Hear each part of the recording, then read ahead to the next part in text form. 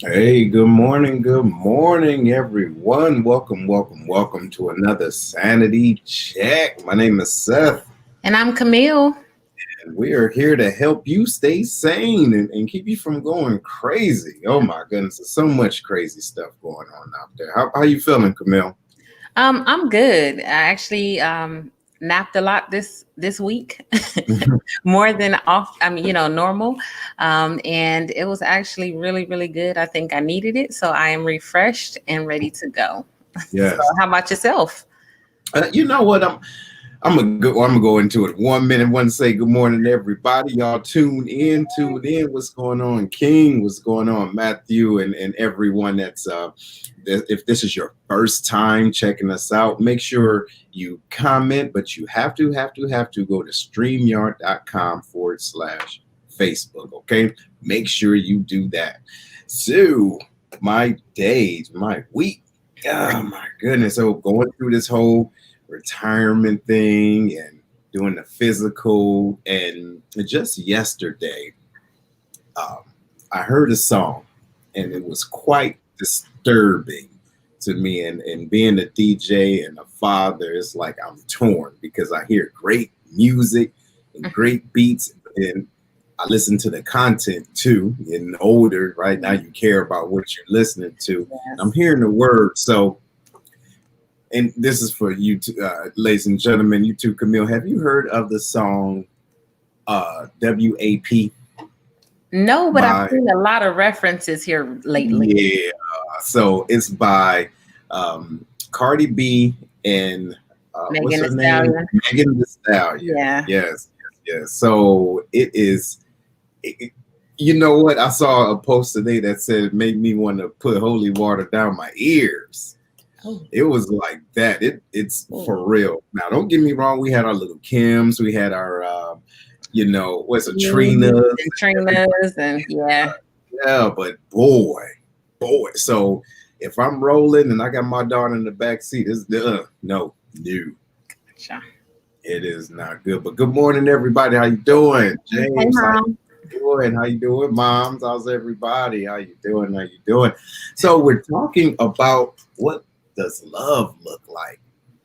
Love. And it's so many different ways that we express love, and which is good, but we have to find a way to let individuals know how we like to be loved. Yes. And it's hard to communicate if you don't know how you like to be loved. And sometimes from the outside looking in, you'll see someone jumping from one person to one person to one person that Mhm. may be looking, for the right one. But there still comes a time when there's something that you're doing continuously that's bringing that same type of person or energy. Come on, what you think about that? Absolutely. Looking for love in all the wrong places. What can put Yeah. up? Mhm, But mhm. it is so true. We struggle, I think, a lot for trying to find what love is for us. Not what love is for someone else, but what love is for us. We see images of people who seemingly are in love, or family units that are intact, that are filled with love.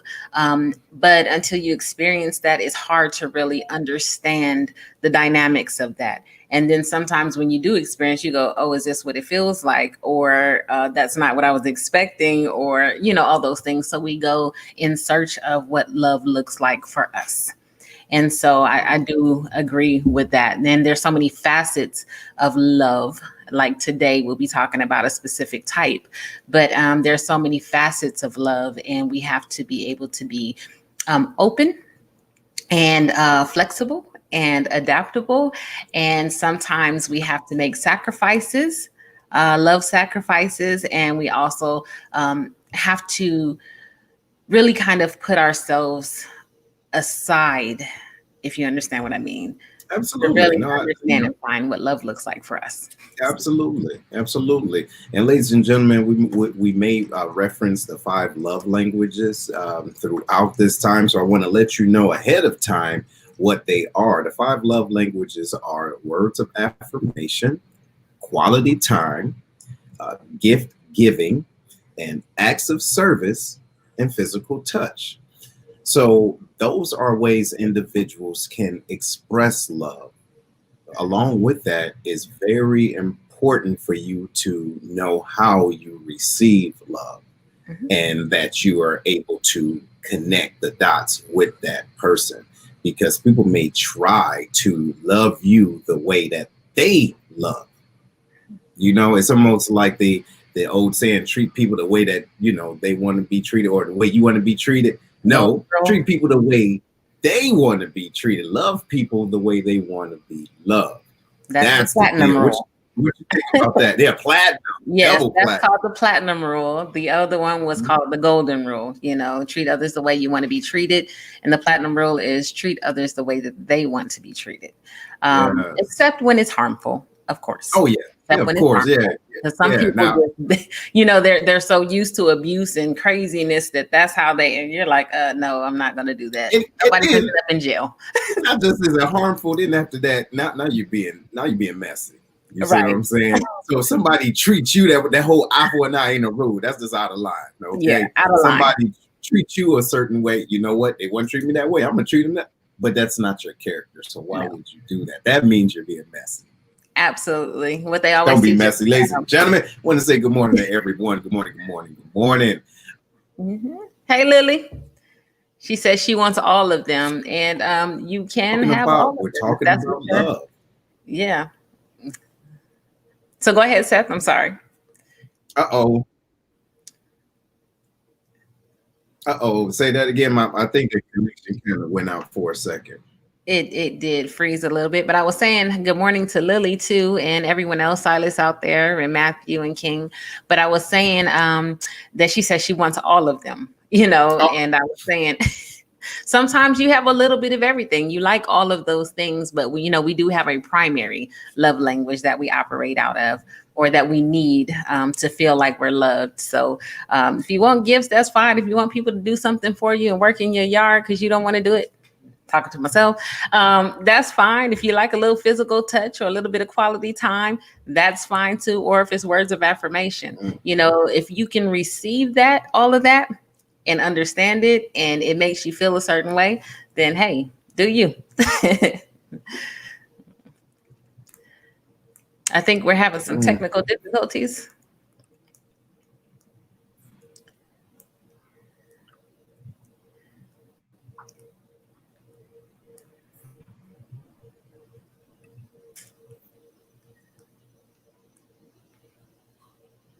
Seth, are you there?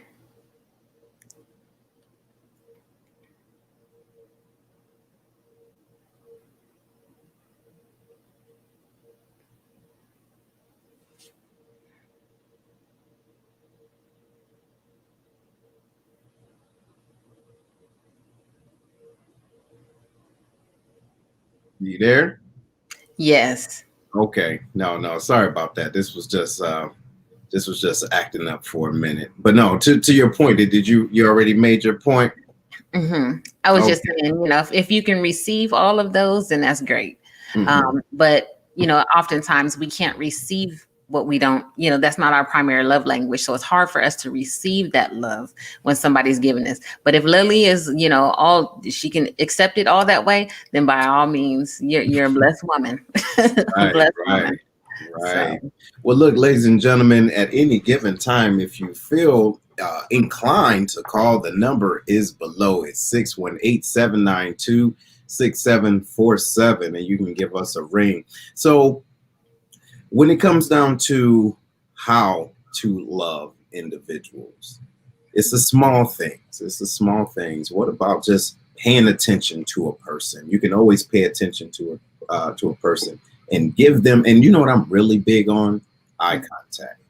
I did not realize it until I got to a certain age, and I'm like, hold on, I really don't like when people talking to me the other way, and I'm in front of them. Like, hold on, so you don't believe what you're saying right now? Why you can't right. look me in my face? Type of thing. What do you think about that, Camille? I had an individual. I'm the same way. I love eye contact. Like I Mm-hmm. don't know. It's something about connecting. There's a deeper connection when you have in eye contact. And Yes. so I had an individual that I used to work with, and it was like, you know, she couldn't look me in my face, and it was always like all over the place. And so I found myself like, you know, trying to chase her. Right. Looking for what she looking for. Right. Right. I was. Sometimes she'd be like, "Oh, did I miss something?" You know. Mm-hmm. But I had to understand, just because I like contact, not everybody is comfortable with eye contact. Right. And so I just started saying, okay, that's just who she is. And I just, you know, I would just look at her, and where all the stuff was all over the place or whatever. And then I just bring it back to, you know, what the point was right then. So I would say something that brought it back, so that at least I can see for a moment, for a second, we can have that connection. But yeah, I'm the same way. Eye contact is a thing for me. Yes, yes, absolutely, absolutely. So what she said, I wish these kinds of conversations were around decades ago. You know what? You're right, and it's never too late. It isn't. It's never too late. But you know, we have to be able to have those conversations and know that we can learn more than what we think we know. Yes. That's all, right? Because we have different technology. We have people searching and researching different things at different times. So that means that we can expand our knowledge, right? But we can't discredit things just because we don't, you know, because we aren't used to it. You know, maybe you can try a little something different. Now, excuse my French, don't turn to an all the way big freak. You know, if you're not a freak, don't be a freak. You know what I'm saying? Because then you go do the freaky wrong. You Right. see, if it ain't you, don't do it. I can't stand you, Seth. But am I lying? I ain't lying. No. Listen, look, ladies and gentlemen, if you don't know what you're doing, don't try it. You feel me? Or do some research first. See if you can do it right. You might mess up somebody. Baby steps. Baby steps. But baby steps, you know. Yeah. You don't go around saying you about to get it in and you don't know what in is. Okay? Oh, I cannot with you this morning. But no, I know a lot of people say, you know, when I go and teach classes, they're like, you can't teach no dog new tricks. And you can. You just have to find what motivates them. So I'm pretty good at doing that. You can't use the same techniques for a person who's been there, done that. You have to bring something new and exciting that captures their attention or that piques their interest. And then you will get them to move. If an old dog, you know, you doing the same stuff, giving them the same old treats for 20 years, and then he's like, you know what, I'm tired of that. But you come with some fresh new meat or whatever, I guarantee, you know, if he hungry enough, then he can do a new trick for that, new meat. You know, didn't you just say a word? Didn't you just say a word? And that's what people got a problem with. Say, well, you know, I'm tired of these type of people, Well, you know what? Are you tired of doing the same thing that's attracting those type of people? Right, exactly. Come on now. Exactly. The old dog. you know, sometimes you gotta level up, right? You gotta level up and you gotta change your circles, and you gotta get around people that are talking about different things at a higher level, you know, where you aspire to be. So you have to level up sometimes. Sometimes you gotta change your circle. What did he say yesterday? You gotta change your circle, or you gotta change your circle, you know. That's right. So you know, it's finding what motivates people will get them to move differently. Yes. So enough about that, but yeah. But no, that makes sense. That makes sense. And so in the future, and just letting the cat out the bag, just a teeny weeny bit, I'm working on a project that will help in those aspects, because you said something that made sense. Individuals tend to take an old way of thinking and bringing it to a new relationship or a new situation and expecting it to work. But we're all different based off of where we come from and our experiences. So there will be more information later down the line for that. But yeah, we'll talk about that. Now, while we get into the meat and potatoes, everything, want to say good morning, everyone. Good morning. If you have a comment, please post them below. And if you are new to the StreamYard, make sure you go to StreamYard.com/Facebook. If you're watching this on Facebook, boom, just so you can leave a comment and we can post it. And if you're on YouTube, it's all good. You know, there's no restrictions there. And if you have a comment that you want to call in and everything. The number is down below. And it's 618-792-6747. Right on, Right right on. on. Yeah. All right. And King says life is an educational institution, right? And people you meet are new at what are new classes you have to take. So study the class to pass. Yeah, you're absolutely right. That's a great analogy. You're absolutely right. Great analogy. All right, so Camille, let's dive into it. We had a discussion Yes. last week, and now, ladies and gentlemen, I'm going to be the student because there's something that I would like to. I was intrigued. I was intrigued by this conversation. So, Camille, go ahead. I'm gonna let you drive this. All right. So yesterday, Seth and I mean, not yesterday, last week, Seth and I were talking after the show, and as we often do, and we were talking about our kids and parenting. And last week, some of you may have seen on my Facebook feed, I put up a video that I had wrote a couple or did a couple of years ago about my co-parenting with my daughter's father's wife, Tiffany, and my ex-husband, T. Well, we call him T. His name is Brunel, or B for those who know him. And so I have been truly blessed. And I don't say that lightly, but I have been truly blessed to be able to cultivate relationships with them so that my kids, don't miss out, or that, they didn't have that separation, or, that we just had a good relationship. So basically what happened in the short for my oldest daughter, unfortunately, it didn't work. It wasn't because I didn't try, but sometimes, and I'll say this, co-parenting, healthy co-parenting can happen. It just takes a lot of work. It takes commitment. It takes maturity. It takes putting yourself aside and all those feelings of whatever went on, and coming together for the kids. All right. Let me say that first. And the second thing is, I understand that there are certain situations where it won't work for everyone. If there's a, concern of harm or abuse or neglect or anything like that, or sometimes people just aren't at that level yet. It may not work now, but it doesn't mean you give up. In the case of my oldest daughter, her father had abandoned her. Well, prior to, I'm just a no drama person. It's about my kids for me. And I understand the need for them to be in contact with their father. So for years, it was no drama, no nothing. I even got a card in the mail that said for Mother's Day one year, and it said, "Thank you for being a no drama baby mama." All right. And so I thought that, things would be good. However, he connected with someone who didn't believe in co-parenting like that, and that if you have a new family, then you abandon your old family. I don't get that, but whatever. And so that was the route he chose. So for my oldest daughter, it didn't work. However, my youngest daughter, her father and I, long story, didn't work out, and there was a lot of animosity. So in the beginning, like, I didn't want it to get in the way of my parenting with him, but I was hurt. I was hurt. I felt betrayed. I felt a lot of different emotions. All right. And so it was very, very hard in the beginning. And when I had her, I felt like he was making unreasonable demands, such as, if you have her for 3 months right out of the womb, then I should have her the next 3 months, and so on and so forth. And I'm like, hey, I'm still breastfeeding. You know what I mean? That doesn't even make sense.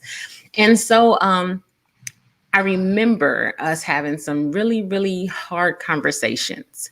And I remember some of the thoughts that I had at the time. And I also have since talked to a lot of my friends who are single parents and that have conflict with the other parent. So, long story short, when my daughter was about 2.5 years old, we moved back to the States. At that time, her father had developed Lou Gehrig's disease, and or ALS. And he had moved back, retired from the Air Force because he was still in the Air Force and stationed in Guam, and subsequently got married. And so I had never met, the other person. I knew who she was. And so there was some, feelings about it then, because everything wasn't on the up and up, not with her, but in terms of communication with he and I. So I was like, okay, whatever. And at this point, I was, I was dating someone long term before I actually got married. And so he came and we all came together. He saw her, spent some days with her. She had a great time with her father. And I will say, when I was overseas, he would come from Guam to Kadena or Okinawa, Japan, and to visit her. So he did that a couple of times. So she was, knew who her father was. So we all moved back to the States. I moved to North Carolina. He moved to South Carolina, and he had gotten married. And so one time I took my daughter, or he came to get my daughter, and he was like, I'm going to take her. And I'm like, okay, fine. And when she came back after a weekend, she was like, yeah, my mom said this and my mom. And I'm like, hold up. Like, you ain't got but one mama. Like, who are you calling mama? You know what I mean? And so she was like, well, I'm like, so everything in me rose up, because I was like, I've been raising this baby by myself. She spends 2 days with another woman and now she's mama. Ain't gonna happen. Right. So that's how I felt, because of all of the hurt and all of the things that I went through. And then that conditioning that this is how it's supposed to be. If we look, it's very few times that we actually see co-parenting, healthy co-parenting. So it just wasn't supposed to be like that. Ain't nobody else calling, my baby ain't calling nobody else mama. I'm the only one that provides over here. I'm struggling to get this and this and that.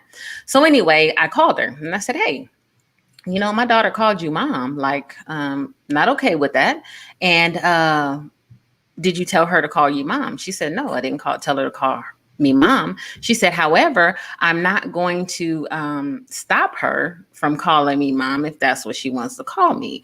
And I was like, I think that's a conversation you and I should have had before, And so long story short, she says, well, I'm not going to make her feel any type of way, And I had to take a step back and I had to say, okay, Camille, why am I feeling this way? One, I was still, hurt and upset about how things happened between us. I still felt like, a sense of betrayal, so to speak. And again, not against her.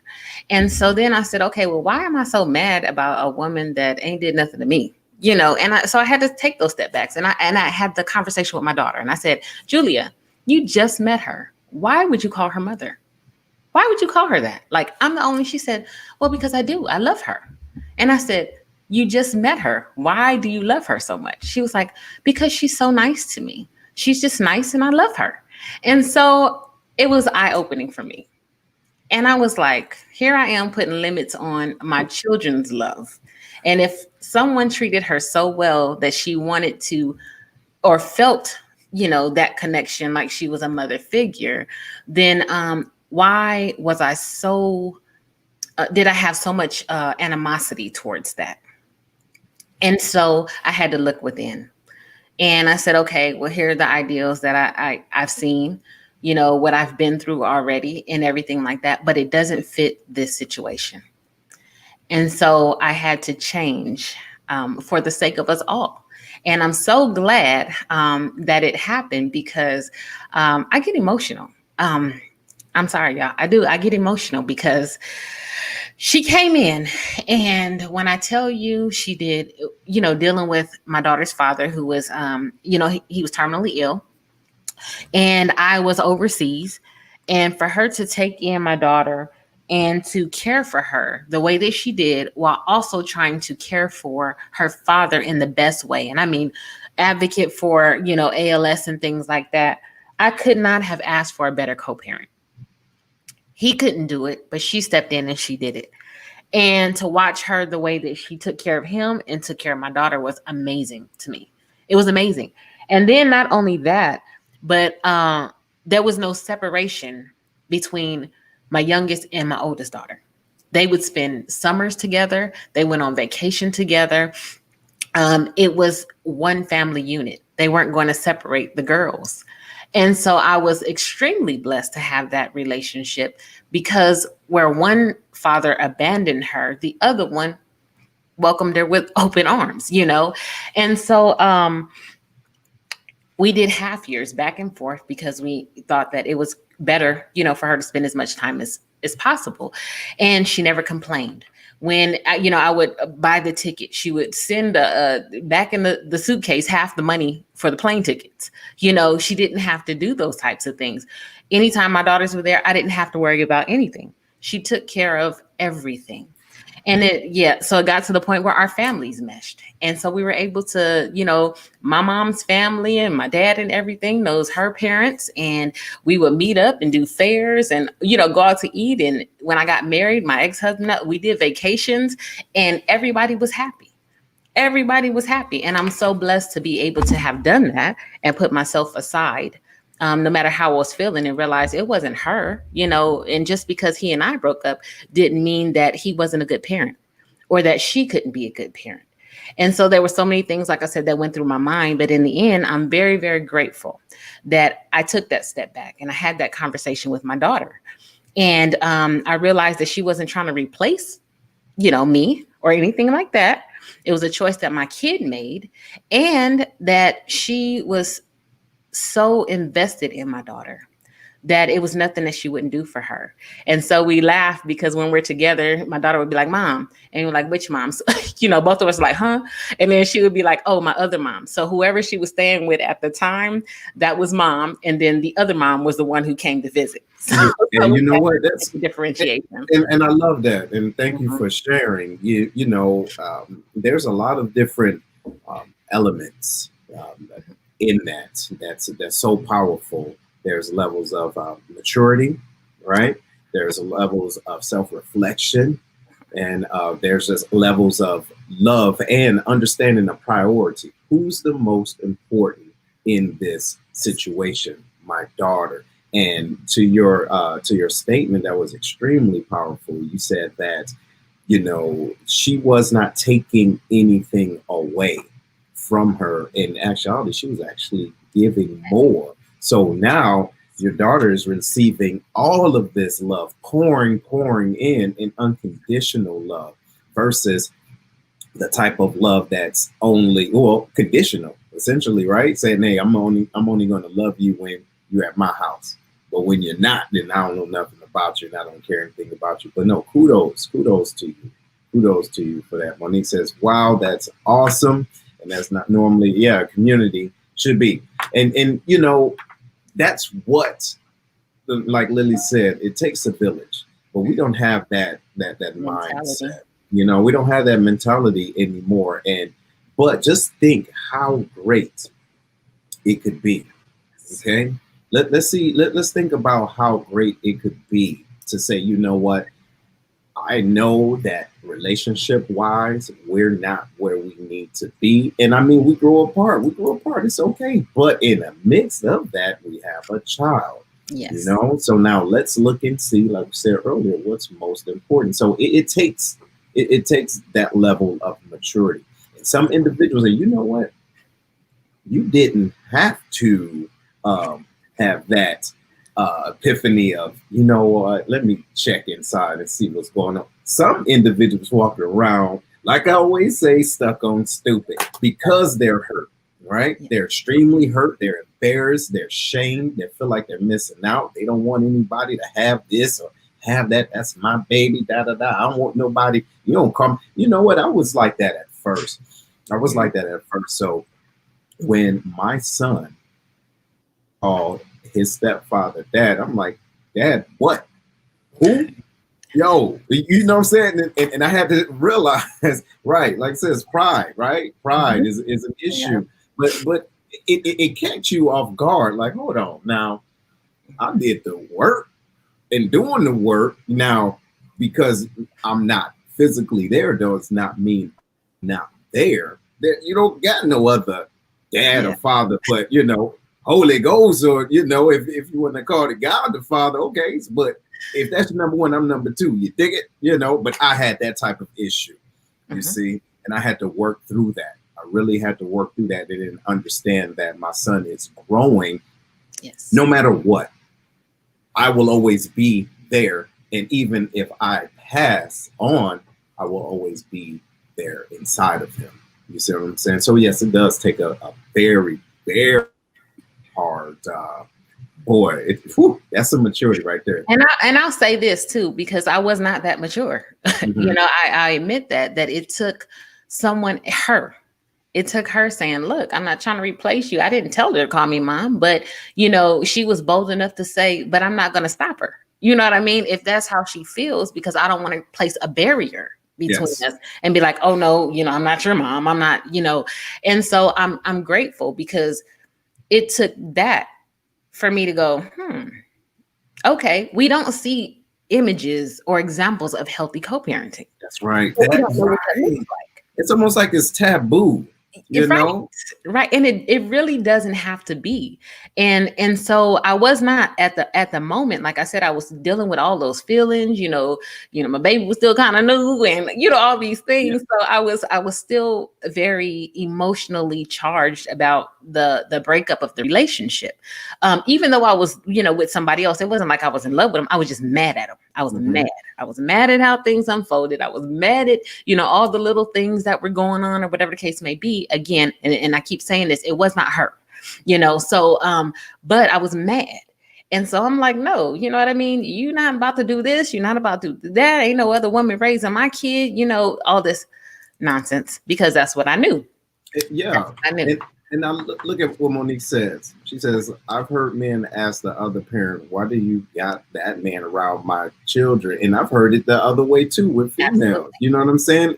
That right there is pride and hurt, you Yeah. know? And let me say this. I was going to say there are so many things that I've heard, and I had wrote down some of the things that I can remember hearing from some of my friends and stuff. And it's, oh, he or she doesn't know my child, or he or she ain't going to have no one else around my kid. He or she ain't going to take my kid to so-and-so's house.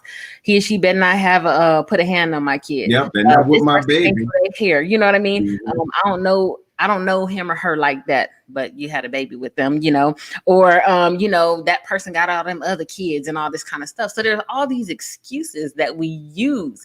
But truth be told, how does that person, the other parent, know how good of a parent you are?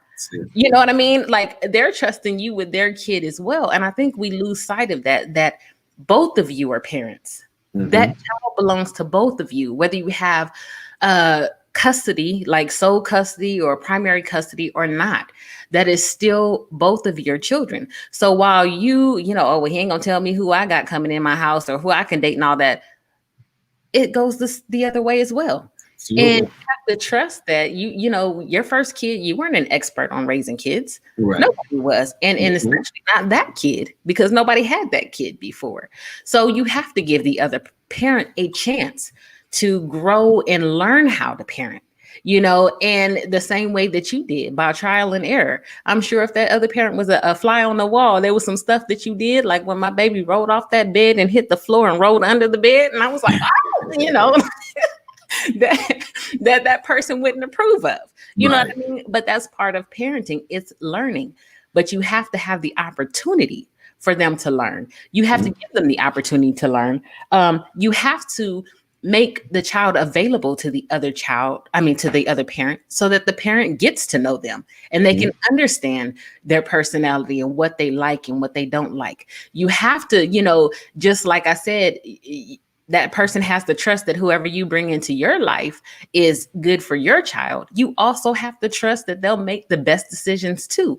Again, like I said, except if there's a known case of hurt harm, which usually is not the case. Mhm. It's just the anger and the animosity creates these excuses as to why you want to, and it's about control. Oh yeah, and It's that's about another thing. control. Yes, it is another thing, especially when you are the custodial parent. When Yes. you're the custodial parent, that's exactly what it is. That's exactly what it is. And Control, it, and you want to say yeah. how, Hmm. Hmm. our rules, whatever. And the thing is that it creates, and just speaking on my personal experience, it's going to create um, a conversation that we have to backtrack. You get what I'm saying? To backtrack to find out what was the missing link. So here I am in my 40s now, and I guess I started in like maybe mid 30s, but trying to connect the dots between my mother and my father. So I take the story that my mother always told me about my father, and then finally 20 odd years later, Mhm. hearing it from my father's side. You get what I'm saying? And from my father's perspective.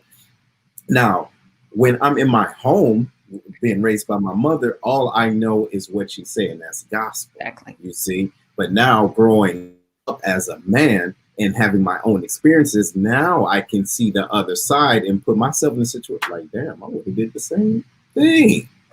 You see what I'm Yeah. saying? Yeah. Straight up. And people forget that. People forget that. Like, yo, what would you do in this situation? And I had to be completely honest. My mother was not perfect. No one is perfect. Everyone has their issues, their buttons that's pushed, and it's unfortunate that um stepfathers or stepmothers, they're there for a reason.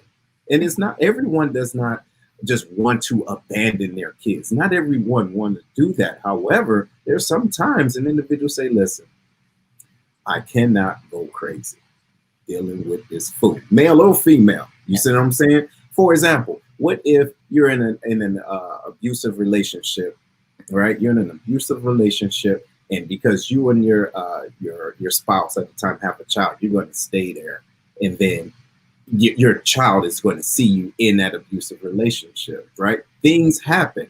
So we have to be cognizant of that, right? But it's a difference between abandonment and just, hey, I need to live my life or I'm gonna get killed, or go half crazy in the process. What you think? And Lily, I'm going to bring it to a couple of these comments. Lily has said, not everybody chooses good people to be in their life. Mm-hmm. That's their choice. Okay. Mm-hmm. You you don't want nobody telling you who to bring into your life. And I'm sure they just don't go out looking for bad people. Mm-hmm. Stuff unfolds over time and everything like that. But you have to trust the other parent. Like I said, unless there's known instances of abuse, harm, things like that, you Absolutely. have to trust that they're going to do the best they can for their kids, just like Absolutely. they have to trust that you're doing the best that you Mm-hmm. can for your kids. And so you can't control who another person brings into your house. You can pray for them and be like, Lord, please let them choose somebody good for my kid. And Yeah. then you have those conversations with the children to make sure that they're being treated with respect and treated with love and all those types of things. And just because there's animosity in the relationship doesn't mean that your children are being abused. You know what I Mm-hmm. mean? So Mm-hmm. there's a image that they see. But again, and I'll just say to like my ex-husband, he's not the biological father of my children. A lot of people don't know that. And it's funny because my youngest daughter looks like his biological son. They Oh, look wow. so like, and then her stepmother looks just like her. So people didn't know which one of us was the mother because we both Wow. look so much alike. Wow. Anyway, I said all that to say I'll never forget. It was my oldest daughter's graduation. I think Tiffany and Red had come down, and he was already traked and everything like that, and he was declining. And they had this van, Toyota van that was specially made. So my ex-husband went into the car. We were all in there, talking, and they were about to leave and everything like that. And so they had this moment. And it's one of those that, is ingrained in my mind forever, where it was that eye contact. He couldn't talk or anything like that. And he looked at him and his tear just rolled down his eye. Mm-hmm. He said, my ex-husband said, I promise you, I got her. Mm-hmm. He was like, I got her. I will take care of her. That is my daughter. You don't have to worry about anything. I'm getting emotional again. You don't have to worry about anything. And we were still married at the time. And so, it was like that. He couldn't move or anything but the tears. And I was like, there was a understanding between them, See, there you go. And you know what? There's situations out there when um, some parts of the party don't want that connection. Right. You see what I'm saying? They don't want that Mhm. connection because of what it could enable. You see Mhm. what I'm saying? It could enable more understanding, and it might show you you're ugly. Your Exactly. inside. It might show you like, what are you? Watch this. Yes. What are you preventing? You see Yes. what I'm saying? What are you preventing and what are you enabling at the same Yes. time? You know what I mean? Just by keeping certain parties away. But it's Mhm. unfortunate sometimes that it take a catastrophic situation to Right. bring everyone together. I think that because like it wasn't he was diagnosed but we had already kind of started establishing a relationship Right. because of Tiffany. You know what I Mhm. mean? It was her that was the catalyst for all of that. Okay. But I think to your point that you said, and I'm laughing because, oftentimes, let me tell you what happened. All right. So we didn't badmouth this person to everybody. I didn't do that. But I'm just saying we didn't badmouth this Yes, you did. Yes, you did. You know you I did. didn't. I didn't. You was acting out of line. What? You got in your feelings. You got some wine, and you just went crazy. Start Like I telling it. said, it was never her. It was him. Yeah. See. So, I didn't, but I'm like, in that moment, and my mom is on here, she'll probably tell. I was like, who is she calling mama? Like I Mhm. had a real that hurt me. And so, but truth be told, sometimes we done badmouth the other person so much that we don't want to have to face them because they might make a liar out of us. Exactly. Then we got to go back and tell all those people that we done badmouth before we even knew the person that they're not so bad after all. And some people, like you said, that pride, they would rather keep the wedge there than Yeah. to make amends and say, I was wrong. You know what I mean? I was wrong and forgive me. And I said some things about you because that's just how I felt. I was angry. I was bitter. I was, whatever. And I'm sorry. And it keeps the kids from having healthy relationships with their other parent and then family. And I say this in my case, I keep saying I'm so blessed because I am. But not only does both of my kids have, my oldest daughter doesn't have her father's side. However, she has my ex-husband's side of the family, who is still her family. Her brother is her brother, her niece, cousins and aunts and uncles. She has Red's side of the family, who invites us to all of the family, functions and everything like that. She has Tiffany's side of the family, Tiffany's nephew. We just call him nephew. Tiffany's nephew and his girlfriend came down to my daughter's house in Kennesaw and spent the time with her last week, and then she has my side of the family. And so there's so much more family. My kids are loved by a million people. See. Tiffany's, Red passed away 3 years and a couple of months ago. But, for Christmas and birthday, my daughter got an electric guitar. She calls and makes sure she's okay. The grandparents call. And so they are surrounded by people who love them Mhm. in a way that I can't even, what would it look like if it was just me and my kids? You know what I mean? And that we can go to everybody's house and they call me daughter and sister and auntie and everything. So I have so many more nieces and nephews and, family members that truly just love us, because we didn't get in the way of that one There you relationship, go. that one relationship. I love that. I love that. And this is speaking to the audience right now. Ask yourself, Mhm. ask yourself, what are you preventing? Or the type of relationship, okay? The type Yes. of relationship. Are you creating that environment to be loved? We talked Yes. about it a little bit last week, but we can bring it back around today. You have to be lovable, Yes. right? You have to be lovable and understand what it takes to love yourself. Mhm. All right, because if and just think about how great that can be. You can go to, let's say, tens of homes and you feel like family, right? You are welcomed, you're loved, you're not Yes. judged, you're like, hey, this is who I am, and I appreciate you for who you are because you appreciate me for who I am, where I am. And that's another thing too. What we don't do, or what we struggle to do, certain individuals, and I'm guilty of that too at times, and have to learn that we have to love people where they are, not where we want them to be. That, and watch this, that ain't your business. For real. Check It it goes out. back to control, right? Yeah. See, it ain't your business that somebody ain't doing what they need to do in life, so you ain't gonna love them right. Who you think you listen? You know you got problems. I know you got problems because I got problems. So with that being said, how you how are you going to prevent, giving someone the love that you have inside, that real talk wasn't meant for you to die with? Mhm. The Absolutely. love that you have inside of you is not meant for you to die with. So what are you doing? Exactly. I think Matthew said in the beginning, he was like, love cannot be conditional. Yes. And again, I keep going back to, I know that this doesn't work for everybody, but it doesn't work for a lot of people because they don't try it. They don't even think that it's fathomable. And so they automatically, oh, that ain't gonna work for me. Well, did you ever have a conversation? Have you ever talked about how your kids feel? Talk to your kids about what they want. And are you willing to show them that you can love a person still, or be friends with them, even though the relationship has soured? And so like my ex-husband, when we got divorced too, it was, I was so hurt and all this kind of stuff or whatever, and I was just like, oh. And I remember he told me, he called me crazy, but I said, you could divorce me, but you ain't divorcing my kids. If you hurt my kids, I promise you I will hurt me. Hurt you. He looked at me, he said, come on, you crazy.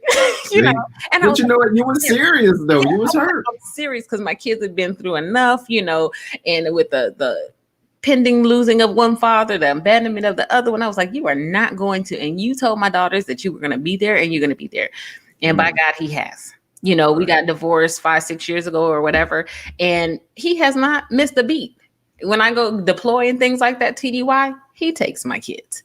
When my daughter was in college, she have a cough, a sniffle. He's like, oh, I gotta go check on my daughter. And I'm like, she got a cold. Like, she can go to the corner store, and he was like, nope, I gotta go give her some tea. I gotta make sure she got the right stuff. And he has not missed a beat. He has been dad. He kept his word. And subsequently, or consequently, I should say, we have been able to have an actual friendship. See? We weren't good spouses. All right. He wasn't a good husband, and I had my faults too, don't get me wrong. But it didn't mean he was a bad parent. He's an amazing parent.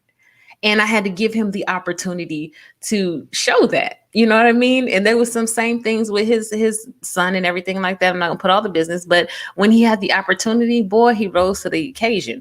And I'm like, this is not the man that I know, but he is an amazing dad.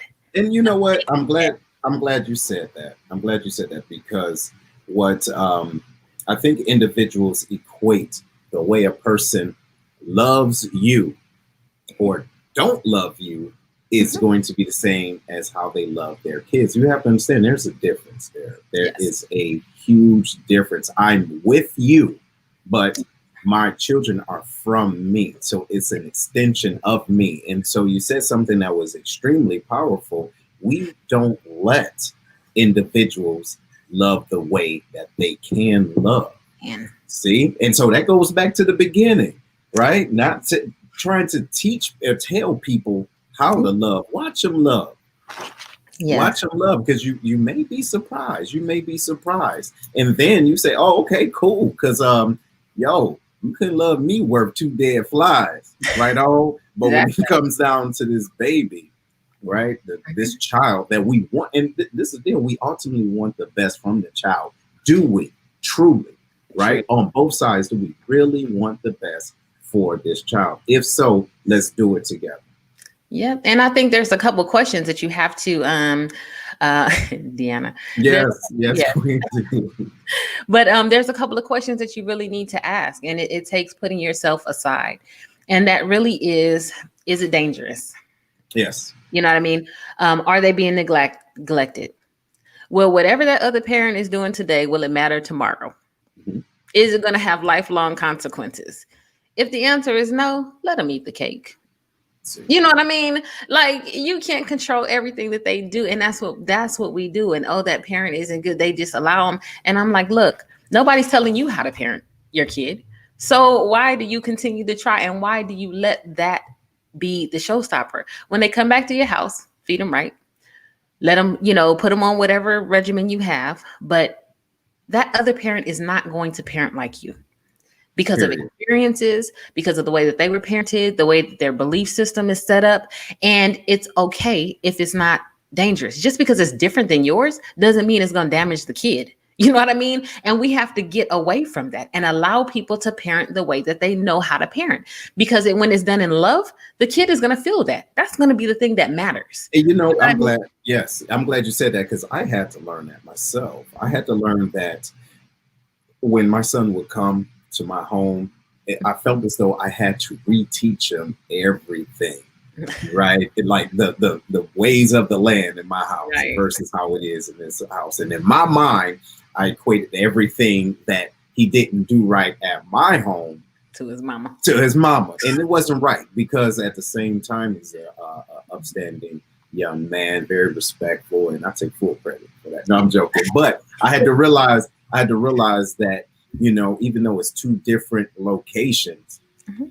like you said, if we're doing it from the right place, and from coming from love, that means he's growing and Yes. knowing how to kind of adjust to whatever situation and not demonizing what he's learned already. And when he come to my house, no, don't do that. That's horrible. Don't do that. Don't nobody do that. Don't that. Chill out, right? And just like you said, with belief systems and different traditions, if we're learning or if we're willing to teach individuals, it's not off-putting, it's not demanding, it's not forceful, right? And it's not shameful. Like, hey, look, son, daughter, I love you so much. Try this. This is something different, but you just try it. You might like it, and that can just open up their willingness to learn with love. What you think about that? And that creates well-rounded, flexible, adaptable, resilient children Hmm? because they're not always looking at things from one perspective. Yes. They have to adjust to another parent or another way or another thought process. Mhm. Those two conflicting perspectives are open up their eyes and help making them do some critical thinking to make choices Mhm. about what they want to do, whether it's in life or in that situation or whatever. And you see parents, I mean kids, they act one way with one parent, but they know when they get with the other parent, they got to flip that switch and go back.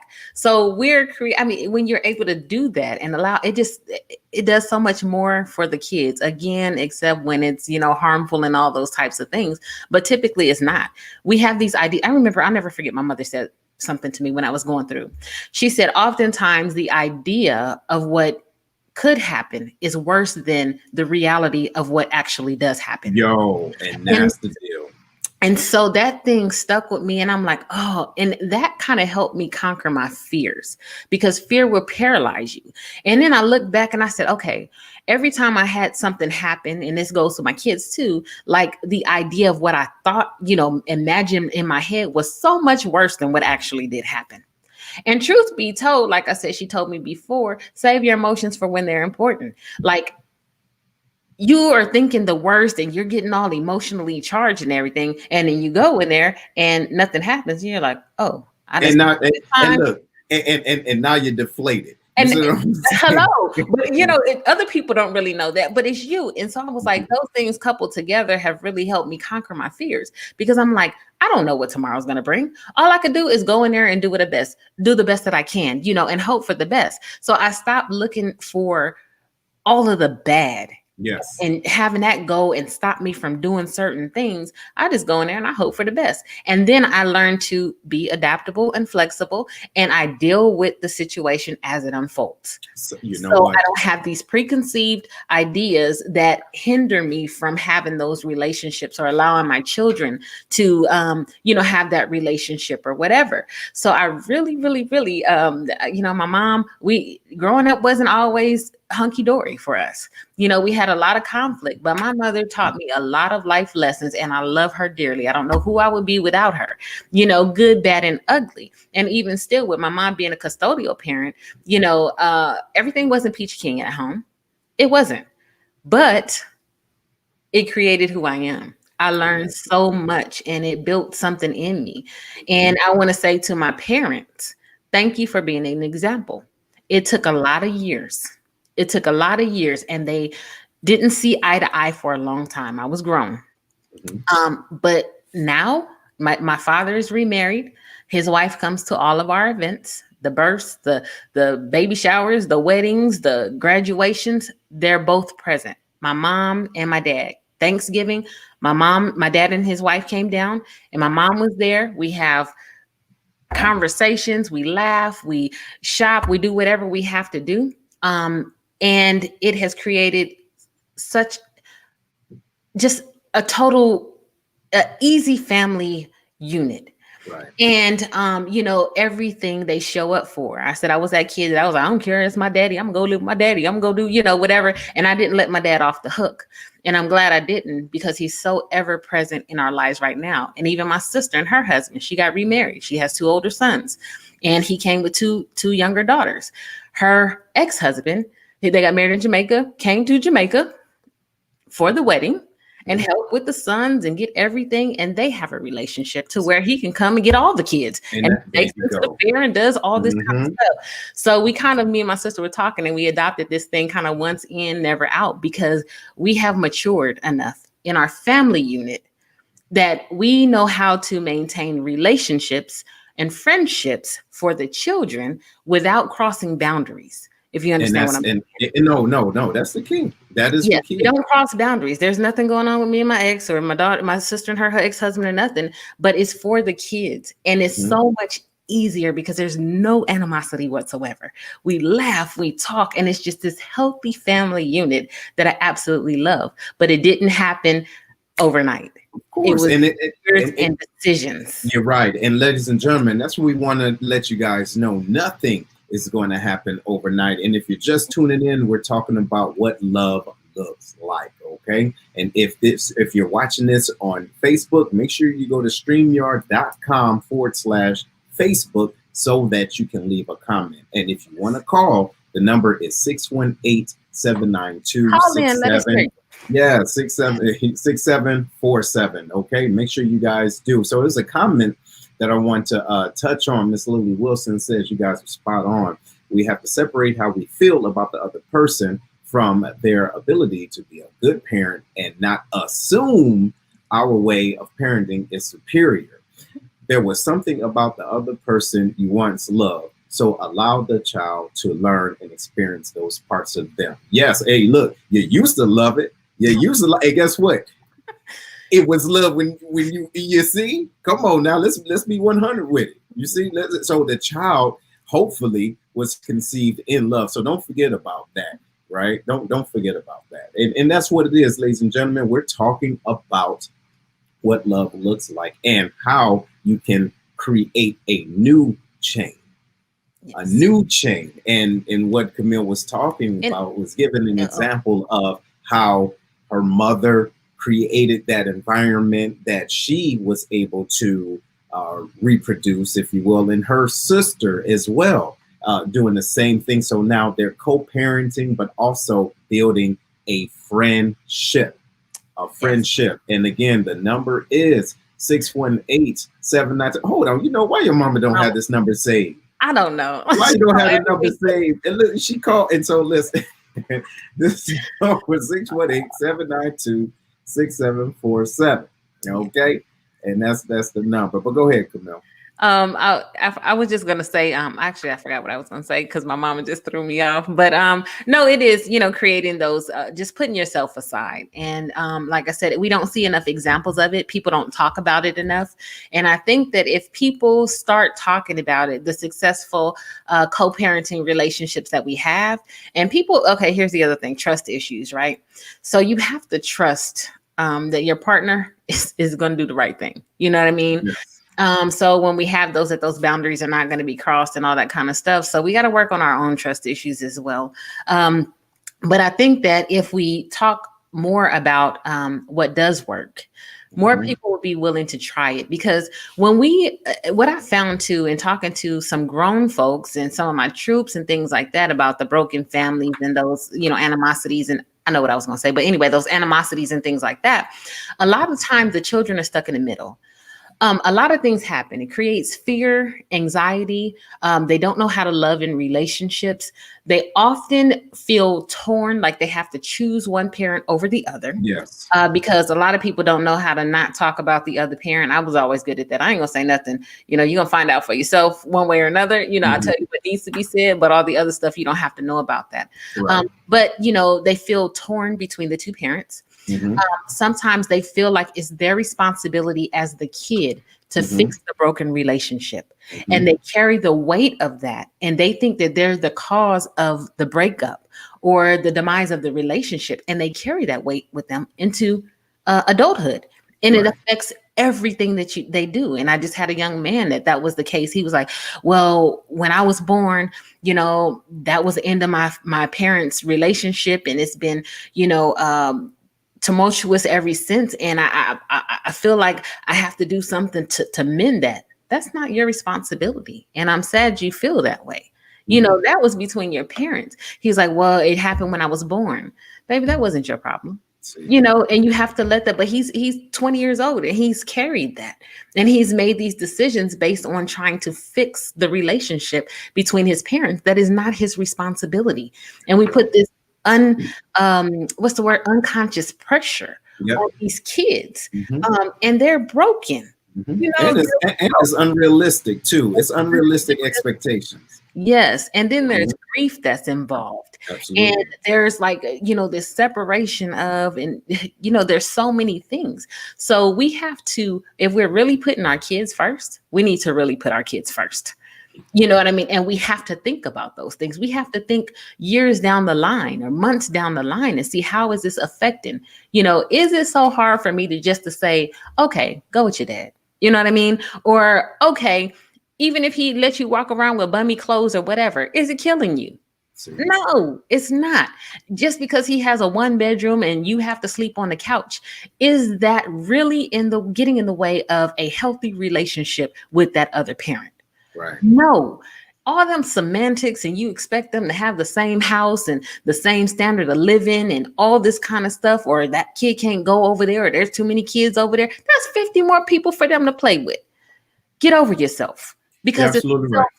get over yourself if it's Absolutely. really about your kid. That's So when right. people say stuff like that, just be like, I see a whole bunch of other stuff going on in the background, some insecurity, some, feelings of, well, I guess, lower feelings of self-worth or whatever. Mhm. It's still anger and frustration or whatever, because you're not using your words and communicating, or the other person just isn't mature enough and don't want to talk to you. You Yeah, know, and that may be true. And then also too, let's not forget about this.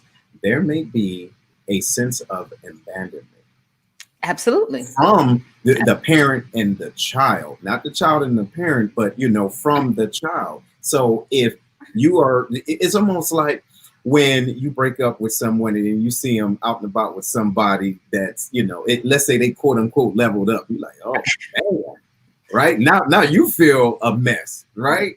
Oh, Mhm. so but then now it's like with your children. Now you may feel that, hey, when my son or my daughter is over there, they have more, Yeah. right? They have more. And then I'll have to be completely honest. When my son goes, or when he stays there, obviously there's more kids and everything. I just have a daughter here, so it's just him. If he come here, him and his daughter, right? But over there is him, his brothers, and well, him and his sister. But it's him, his brothers, sisters. There's a nice amount of them over there, right? And then I'm like, well, damn, when he come over here, he's just playing with his sister, and then that's it. And but I felt a way because I felt like, man, I can't give him that, Mhm. right? And so what I tried to do was overcompensate in other ways, and like, well, since I can't give you that, let me give you this with all these, gifts or money and everything like that. And that's not right because it was coming from the wrong place initially. You Mhm. see, because I felt inadequate, I Mhm. felt as though I had to do something else to fill the hole. And essentially, it's not the hole for him, it's for me. Yes. That's the crazy part, ladies and gentlemen. And again, if you're just tuning in, we're talking about what love looks like in co parenting. But how do you get to the point? How do Mhm. you get to the point of co parenting? Because it starts with you first. Don't, and listen, please, please, please do not say only if they do this. No, ignorant. Have you done everything first? Hello. Because if you've done everything first for yourself, you won't feel the way if it don't happen. Now you can just hope for the best. Like, hey, I'll try this, this, this, and this. Now I'm waiting on them. And if it don't happen, it's okay. You can rest easy. But when you can't rest easy, that means there was something you didn't do and your pride didn't let you do it. Ow. Yeah, that's right. I said it because I've been there. What you think, Camille? Yes, and the other thing is, don't give up so easy. Just because it didn't work, yeah, I tried that 5 years ago. I ain't gonna try it again. I ain't going back up there. Really? Come on now. See, Kids grow, they mature as well. They have different needs, yes. and they need their parent. Like I said, my oldest daughter, I was sharing with Seth, but her father decided that he didn't want to be there, and so he and I didn't really have a like over the year. I just don't talk to him. She's had a cell phone forever, so he could call her and didn't have to go through me. I didn't stop anything. I helped him come visit, when he was low on funds one time because it was about my daughter. But she, as a 23-year-old, she's like, Mom, there isn't a day that goes by that I don't think about my dad. And she was like, I know he's not here, but there's not a single day that goes by that I don't think about my dad. And so, they had a conversation that didn't end very well. And, he decided that I was good enough of a parent that she didn't need him. And so she had this whole meltdown, like, why doesn't he want me? Why doesn't he, she was like, but he did get one thing right. You were an excellent parent. And I'm like, okay. But, my ex-husband again stepped in and said, hey, you don't have daddy issues. You may not have your daddy, but you don't have daddy issues. He was like, you've always had a father figure. I've been here. Red was here. And so he took her in and he loved on her. And, they had lunch together and everything like that. And he goes, you will always be my daughter. I don't tell anybody step anything. I tell them I have 3 children, a son and 2 daughters, And so she was just like, and she was like, she calls him Teacup. Teacup really made me feel, she said, when I thought about it, he was right. He was there for my first boyfriend. He was there for, when I was in school and I had all of these issues, for all of my games, all of my programs. When I graduated, when I went off to college, he, took me there. When I was sick, she showed up for everything. And she said, while I wish that my father could have joined in as well, I'm very, very grateful for him being in my life. And she was like, and he's right. And that's my dad. I just tell people that's my dad, And so, with all that being said, that whole, pride aside and everything like that, sometimes it doesn't work. And we go back after it again. And if it just doesn't work, or if that person is unwilling, then, they're just unwilling. Maybe one day, and I hope for my daughter, because that's her wish, that maybe he will see the error of his ways and he will understand that his daughter, no matter how old she is, even as adults, when you have a living parent, you need them. Yes. You got to put the pride aside for your children. Absolutely. Just because they're adults doesn't mean that they're immune from hurt or grief or pain or depression or anything as a result of our actions as parents. So, my prayer is that she gets what she needs, whatever that is, and I'm going to let that happen in their time, but that she gets what she needs, but that also she's not lacking. That's right. That she's not lacking. Yes. So she has a father figure in her life, but I know he can't replace her biological father because, that DNA, I always say that DNA calls out to DNA, but in terms of need and love and everything like that, he's there and he is filled in, where there was a void or could have been a void or whatever. So, yeah. So anyway, it's just one of those things, sometimes it doesn't work, but just don't give up so easily, on your kid. You don't give up that easy on your kids. Why would you give up that easy on your kids? Right. And that's the deal. And what I think, another thing to add would be, think about yourself and how your situation was as you, okay?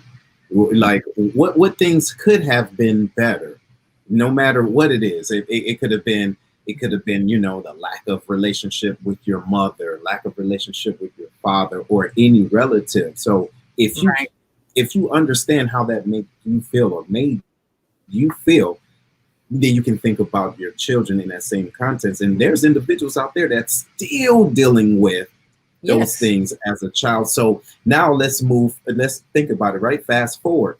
What type of environment or mental anxiety are we placing on our kids by fighting or preventing that, that community type of thing? What are we doing to our kids mentally? Because we see it every day in adults. Some adults is crazy as hell just because they got those issues because of their parents' pride or their parents' lack of maturity. So now that you have the time, and this is the sanity check, right? Now that you have the time to not willfully be crazy, think about what it is that you can do to enable a better relationship, and then that can help you to grow. Mhm. You get what I'm saying? So you can That's see it. your kids grow, and then you can grow inside as a different individual and see things on a different plane. What you think, Camille? And we talk about those generational curses Mm-hmm. or generational choices. Give them another choice. Give them another option of how they will um, go forward in their lives as adults. And if the relationship doesn't work out, you've already taught them that just because the relationship between the parents didn't work doesn't mean the relationship between the children or the parents can't work. You know what I That's right. mean? Because there's a friendship to be had. Like I said, my ex-husband and I are great friends. He's a great friend. And but there's no crossing of boundaries or anything like that. We understand where we are. We were not good spouses. We're not good for each other in a romantic, intimate way. But he is a protector and a provider for my kids, and he does all of those things, checks, make sure, because I am single and I'm here and he doesn't live far. So there was a time where he would come in and do like certain things, just house checks or something like that. And people were like, oh man, y'all, no, no, no, no, no, no, have never crossed that bridge, never. You know So what I mean? Never. that's great. Hold on, not to cut you off for real, but Put the phone number up again. put it up again for your mom. Okay. All right. So listen, ladies and gentlemen, the number is 618-792-6747. I'm gonna leave it up here for a minute, I was about right? to say, I just posted it in the chat. Okay. So, but this is the deal. Your new significant other need to understand that Yes. was the past. I'm straight. I don't want that anymore. If I did, I would still be there. You understand what I'm saying? So get out of that insecurity. So it takes the conversation while you're getting together, like, hey, look, and I know we talked about this before, like, hey, listen, this is my ex-husband or this is my ex-wife. This is the type of relationship we have. And so we're going to make sure, uh-oh, hold on, I think that's her. Hello? Are you doing good? Camille, can you hear? No. Can hear. Okay, let me see. Get us on right. You know what I'm gonna do? I'm just gonna put you on speakerphone. Okay, there you go. Oh, there's one underlying factor that I think we haven't touched on. When Camille's father and I separated, my children were from 2 years and 9 months to 12 years old. And I was very angry with him. I never hated anybody in my whole life. I hated that man. But something inside of me, because of my religious background, or Christian background, told me I can't hate him. So, Tim, I prayed and I fasted for 3 years. And every day I said, I don't hate him, I love him. I don't hate him, I love him. Until one day, I couldn't even remember when the last time I felt that ugly feeling. And I believe that based on the fact that I was able to forgive him, forgive myself for my place in the breakup, and I think it began, we talk about generational curses, it began a healing place. So it made it easier when he wanted my children to take them and everything, that it was easy for me to give them to him because I had no animosity against him anymore. When he got the next wife, I had no animosity against her, but she didn't want my children, 5 of them. And then when he got the third wife, I decided to take me a trip to visit her. She and I sat down. I said, we have to have a coming of the mind. You married him, so you know what you're going to get into. You heard on my birthday, do things. We had our challenges, but we overcame. And for Thanksgiving, we had all kinds of mixes. 2 of my daughter's exes were there, along with the current husband. The family has something. It begins with forgiveness. If we don't forgive each other and our past spouses and past relationships, when we start children with, then we are going to be in trouble because that animosity, anger, and bad relationships will pass on from generation to generation. I had no role model. My mother had one husband, and my dad died when Camille was 4 months old. And that's the only relationship I really knew her to have. So I had no role model tell me, how do you do this? And so it was just by the grace of God. So I just want to encourage everybody on the line. If you're still holding on to pain and anguish and resentment from a spouse, you're going to look for that same thing to show up in your children. And if we don't get rid of it. We cannot model for them. One of my daughters even told me one time, she said, Mommy, I don't understand how you and Daddy can be in the same room and you act like he doesn't even, like he's just another visitor in the house. I said, because he is. I have all the time with the fact that he is my children's father, but I have no romantic feelings for him anymore. So it makes it very easy for me to interact with him, be around him, laugh and joke, talk about past and everything else. And his wife had to come to that, the third one, had to come to that understanding as well. And I think now that, she realized, I don't, if I had wanted him, I had 20 years before you and him to get him back. But so sometimes we just have to help each other along. Like Camille had her conversation with Tiffany, and I had to have mine with her. But forgive, release, let go, and we're going to see these generations of children healed and set free. And I'm getting off the line. Love you guys. All This is a right. wonderful program. Thank you. Thanks, Mom. Yes, that's good. That's real good. That's real good. And she said a lot of great.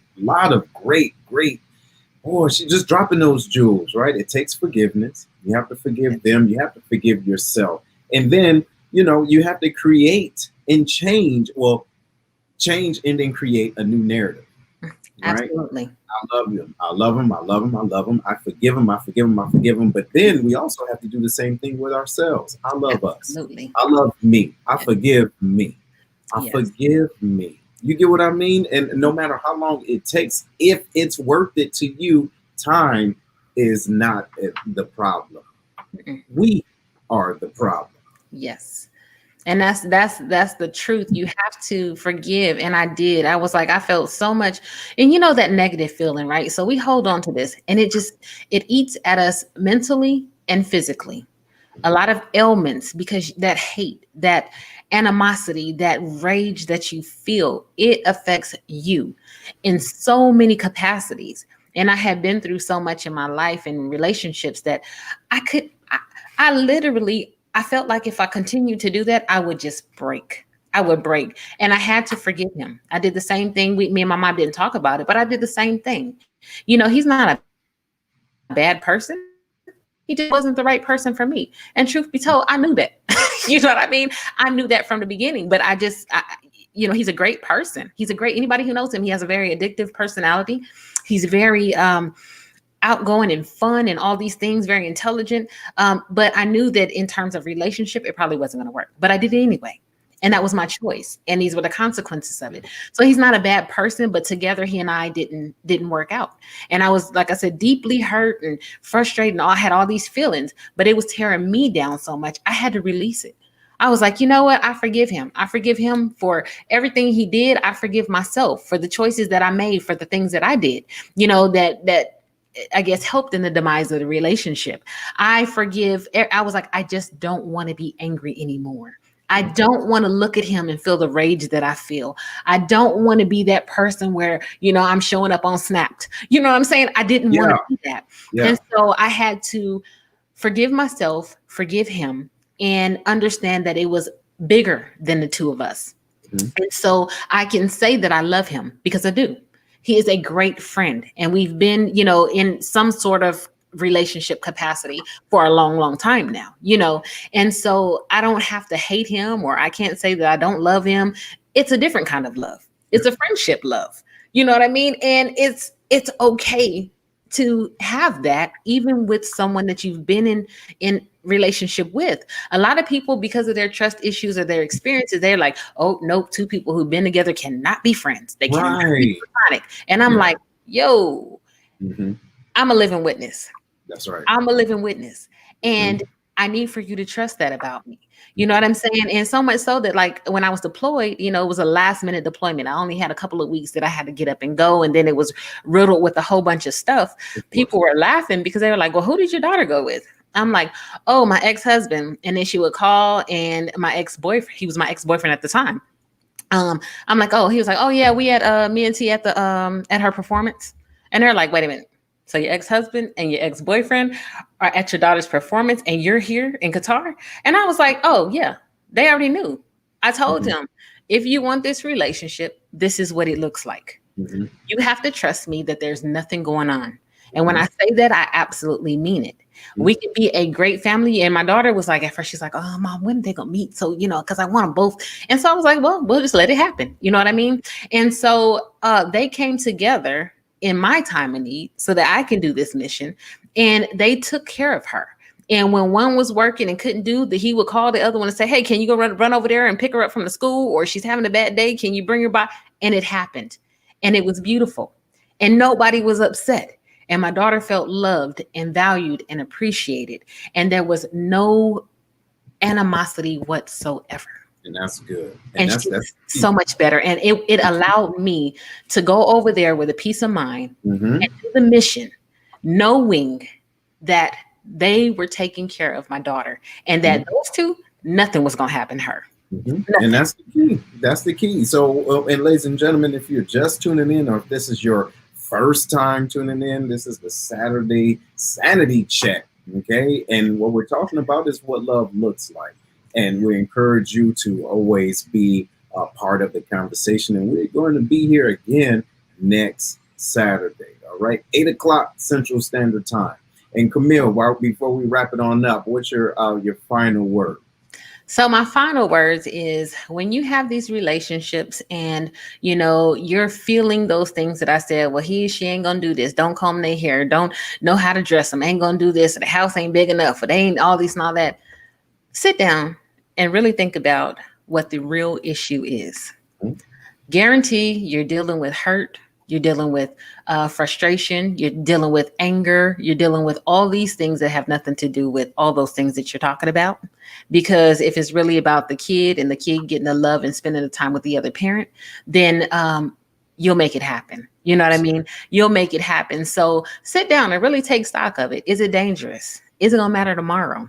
Does it have any lifelong effects, negative effects on the kid? If not, let them be. Let the other parent show them love in the way that they need to show them love. Let the child be able to receive love from the other parent and not feel abandoned or, split between the two and everything. Forgive yourself. Forgive the other person. Put the pride aside. Put the pride aside. Because I promise you, in my case, God knows I am blessed. And I'm thankful for that other woman checking me in my mess and say, yo, that made me say, okay, maybe you're onto something here, and having the conversation with my child about how she felt and then understanding the why behind it. It made it so much easier. And then even 3 years after her father's death, we're still able to have those connections. She is a friend. I call her sister, my sister, and the kids can go seamlessly from one to the other. I was invited to another wedding, the whole nine. It just makes for so much, that village that we keep talking about for our kids. We can create it if we put the pride aside, the anger aside, if we learn to forgive and love. Know that love doesn't have to always be romantic.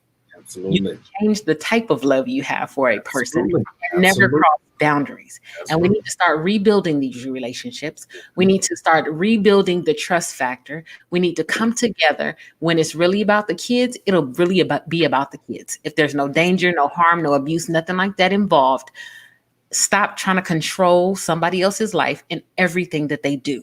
There you go. Let it go. That's Let good. it go and put the children first. That's Put the right. children first.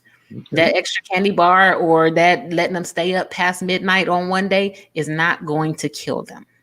It's the time that they're spending, the experience that they have with the other parent that is going to make a difference. And truth be told, like my daughter, she lost her father when she was 11. Mhm. You don't know how much time that child will get with that parent. Don't make the time that they have hard, unnecessarily hard. Let them have the best experiences that they can with their parents. I love my father.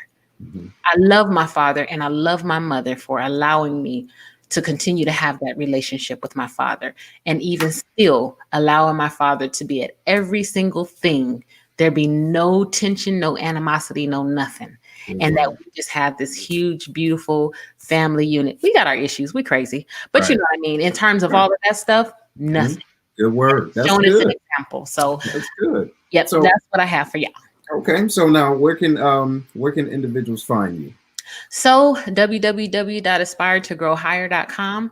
I'm also a John Maxwell member, so you can find me at johnmaxwell.com/Camille Thomas, and it's Kamille. Last name is Thomas, Thomas. Or they can find me on Facebook at Camille Stevenson Thomas.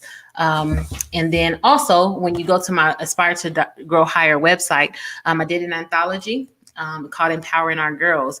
And it's some of those life lessons that I learned on purpose, on faith, on self-worth, on friendship, on relationships, Mhm. things like that, life lessons that I've learned along the way, and that I want to pass on to other people to help them to think differently, Good. to do things differently, and create healthier mindsets, relationships, all that kind of stuff. So Good. that's where you can find me. Okay. And in my last word, ladies and gentlemen, this has been a very good topic, and hopefully that you got something from this, and understanding that change starts with you, and not to necessarily point fingers at individuals and say what they need to do in order for you to feel better. You need to think about the things that you need to feel better and to see what it will take. Go through the hard work, right?